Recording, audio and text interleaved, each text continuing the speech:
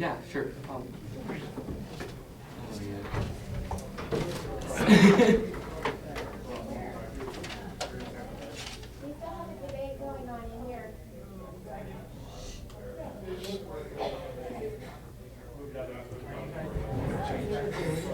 yeah.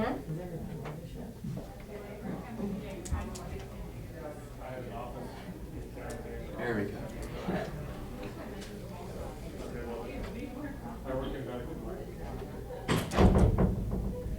That's better. Maybe we can block them with 2 doors. We'll see if they can do that. At the end of the day, we see that the upstream is more important, that this isn't an equal stance on both sides, because the upstream is critical to the downstream. That's why the law was implemented in the first place, and it should stay this way because of how critical it is. I'm going to be presenting a number of voting issues today, and those are going to be responding to their last points. But first off, let's start off with this observation about this empirics versus none. My first response is that we have empirics.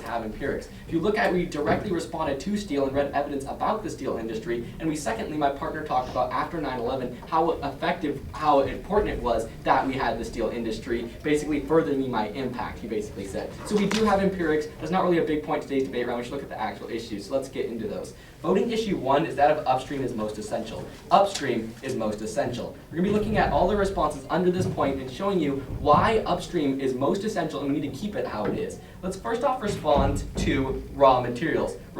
They basically respond to our disadvantage 2 of upstream HERP by talking about these idea of raw materials. But my first response is that we can't take the risk. We can't take the risk. The fact of the matter is we can't take the risk that one of these small companies might win one of those trials and therefore the tariff isn't imposed. What ends up happening then is the steel industry then gets collapsed and none of the companies underneath, not any of the companies underneath would be able to operate now if that risk happened, if one of these downstream companies won a trial that they shouldn't, and then the steel industry now is tariffed. So you can't take that risk. We need to protect the upstream. With that said, they basically, their next response was that the idea of, let's go into voting issue 2, sorry. Voting issue 2 is that the idea of stopped process. Under this point, we can cross-apply our solvency point. They basically responded to this and said it's worth the wait. My response is, the wait's not possible. The wait is not possible. As I mentioned, there's thousands of companies just under steel. We haven't even considered all the other possible products that could be tariffed. We haven't even considered energy industry or any sort of industry besides just steel. And if steel has thousands of car companies, like I mentioned, multiple of them, if all of those opposed it, the process would never get anywhere. Everyone's always going to have to say something about something. You can learn that because we're all debaters. Everyone has something to say about something, and so would these companies. I'd like to point out that this is their response, that it's worth it, and that they dropped all of the other analysis that we basically made about how it wouldn't be able to support. So I ask that you flow that through and they don't come up and start responding to all this analysis now. So we see that it isn't possible, and this is enough to vote for the negative team because it's not possible to deal with this problem. It would completely shut down the industry. My last voting issue is that of preventing trade wars.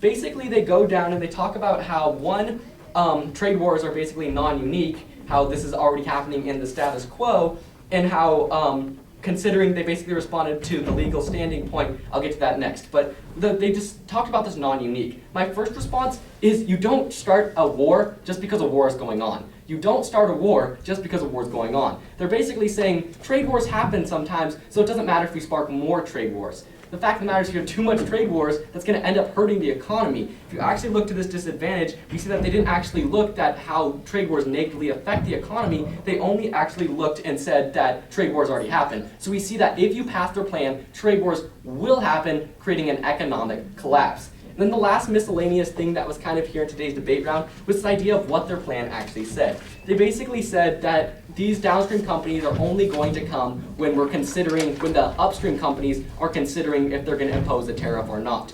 What their plan actually says is it says give legal standing to downstream industries when considering imposing anti-dumping duties.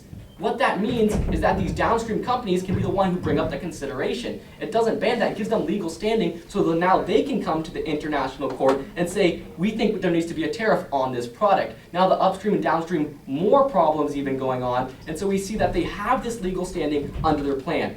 Like I said, the analysis under this is we should treat this point as if we are policymakers as we're debating policy. Policymakers would look at what the actual bill said, and if the bill said this, they would definitely come to the court, and as the court knows, they actually have to look at what the bill says, so we would have to accept what these people were saying, which actually ends up hurting the process. So at the end of today's debate round, what do you see? You see that the impacts are far greater than this equality that they're talking about. They're going to come up and talk about how you can provide both options only under their plan. The fact of the matter is, both options are not possible. There's only one option, which preserving the company that deals with all of that, has the chain of effect. Basically, we need to preference this. It's been going good, and we need to deal with that because the impacts far outweigh any benefits they claim. Thank you.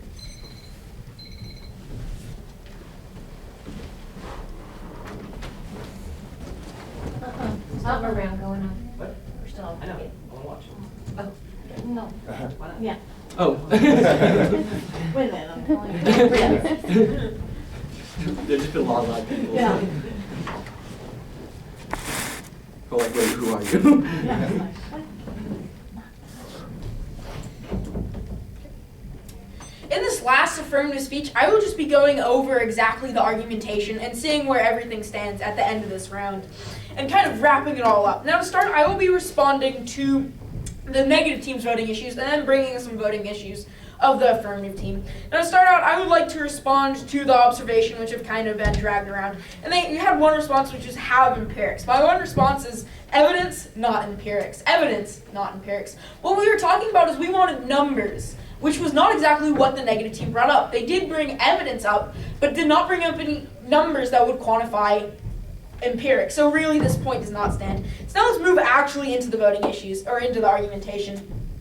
Let's start up. Their first voting issue was talking about how, upstream most essential and can't take risks. My one response is investigation will discover. Investigation will discover. This is a point which has not been really thought about in today's debate round, but when you think about it, the ITC will be doing an investigation looking at the hurt of the upstream and the downstream. Now, if the investigation shows that the hurt of the upstream will lead to all manufacturing in the United States to collapse, then I am sure that they will side with the upstream industry. So really just saying that the upstream is most important really does not stand, because we see that the investigation will discover this and will minimize the hurt to the economy. So now moving down into voting issue 2, they talked about how it was the stopped process. Now there were thousands of car makers. I have two responses to this. My first is no evidence. No evidence. Again, they brought up no evidence quantifying this point or showing how there will be a stopped process, or that there's thousands of millions of downstream industries that will want to testify. My second response is not thousands, not thousands. Now this deals with actually the example they brought up about the car companies. And when you really think about it, there's not thousands of car companies. You can think of maybe 10, maybe 50.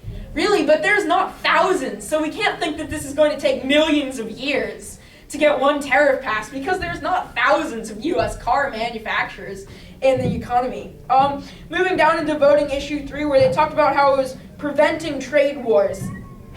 My one response is decreasing tariffs. Decreasing tariffs. This is again a point that we got caught up on, which really there's a lot of confusion around, so I'll be clearing that up as I try to clear it up in my second affirmative speech. So now really our plan will be decreasing the amount of tariffs through our mandate. It will be decreasing the amount of tariffs, so there will not be trade wars, because there will only be less tariffs. There will be less incentive for a trade war.